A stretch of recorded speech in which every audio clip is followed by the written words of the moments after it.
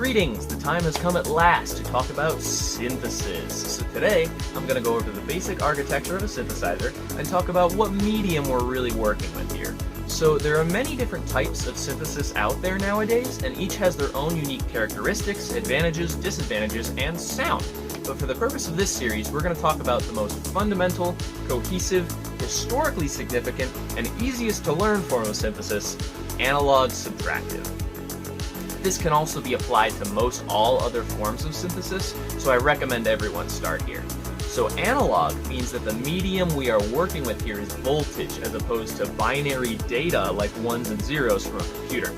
Subtractive basically means that we create our sound by carving pieces away from a big sound instead of building our sound by combining together multiple lesser sounds.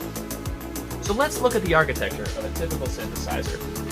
Synths are made up of multiple building blocks that are made to interact with each other in creative musical ways that produce sound. This diagram shows a typical arrangement of these building blocks, but most synths allow and encourage us to modify these paths. And with a modular synth like this one, you can actually do that with physical patch cables, so you're physically building the circuit as you're working with the synth. Pretty cool stuff. So I will talk about each of these individual building blocks in greater detail in future videos, but today I'm really talking about the environment that they live in. So firstly, assuming that your synth is analog, the media that passes through these connections is voltage, AC and DC signals that are affecting each other in musical ways. And this right here, VC, VCF, that stands for voltage controlled.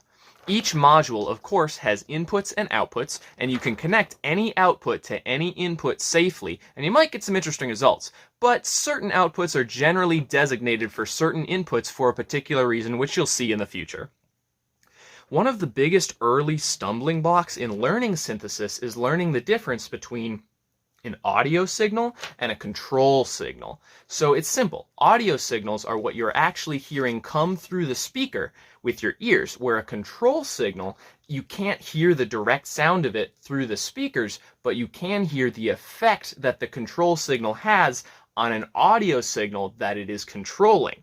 So there are tendencies and unwritten rules for which modules are used for audio signals and which modules are used for control signals, but half the fun is when you break the rules, so I encourage you to have fun with it. So again, any output can be connected to any input, but it is the input you select that decides whether the output signal will be treated as an audio signal or as a control signal. More on this when we talk in depth about the building blocks themselves. As always, if you've got a question, drop it in the comments, and thank you for watching.